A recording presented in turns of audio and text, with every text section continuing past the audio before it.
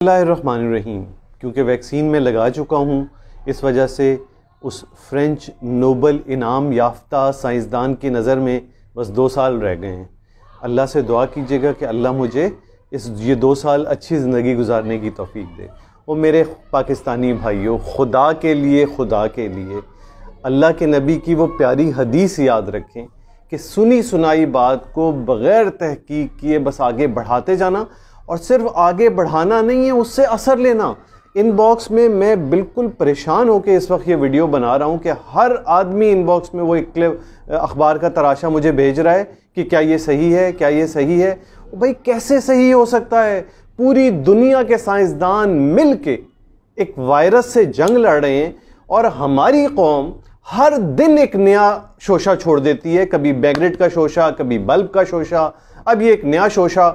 एक French साइंसदान Nobel इनाम याफ्ता ने कह दिया है कि 2 साल के अंदर अंदर वैक्सीन लगाने वाले तमाम लोग इस दुनिया से रुखसत हो जाएंगे।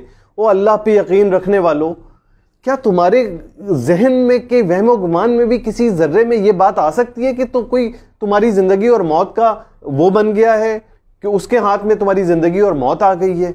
खुदा के लिए यार, खुदा के लिए कुछ सोचें। उस बेचारे ने सिर्फ एक अपनी थ्योरी पेश की है, और वो थ्योरी ये है कि चूंकि हम मास वैक्सीनेशन कर रहे हैं, मास वैक्सीनेशन की जा रही है क्योंकि ये मर्ज इस नौइयत का है। कितनी तेजी से लोग जान से हाथ धो बैठ रहे हैं, तेजी से लोगों को लगता है, और 100 में से 3-4 भी जाते हैं तो एक बहुत बड़ी तादाद दुनिया से इस दारे फानी से रुखसत हो रही है सिर्फ इस इन्फेक्शन की वजह से। तो गैर मामूली हालात में गैर मामूली सॉल्यूशंस दिए जाते हैं। चूंकि मास वैक्सीनेशन की जा रही है, तो इस साइंसदान का यह ख्याल है कि इस वैक्सीनेशन की वजह से चूंकि आपकी कुव्वत मुदाफ़ियत बनती है, इसके नतीजे में जब वायरस अब अटैक कर रहा है तो अपनी शेप तब्दील कर रहा है, वो नए जरिए से अटैक करना चाह रहा है।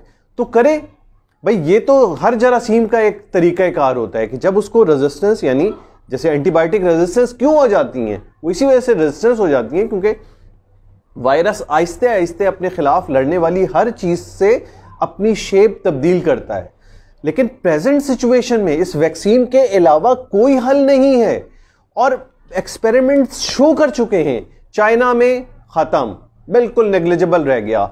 यूके में मास वैक्सीनेशन 50% से ज्यादा आबादी की वैक्सीनेशन हो गई, इन्फेक्शन रेट, डेथ रेट बिल्कुल कम हो गया, कोई नहीं मरा, अल्लाह ना करे मरे।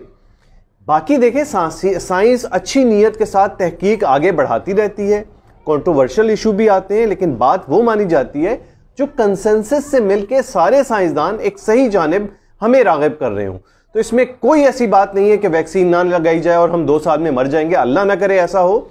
इस वक्त ये वैक्सीन सबसे बेहतरीन हल है, और तजर्बात से साबित है। जिन मुल्कों में लग चुकी है उनकी हालत आप देख लें, और जिन मुल्कों में अभी नहीं लगी है पूरी तरह लोगों में, उनकी हालत देख लें।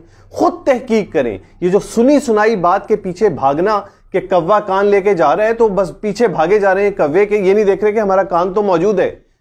अल्लाह करे अल्लाह हमें वो अक्ल सलीम दे, वो शऊर दे कि हम सही बात को सही समझ सकें।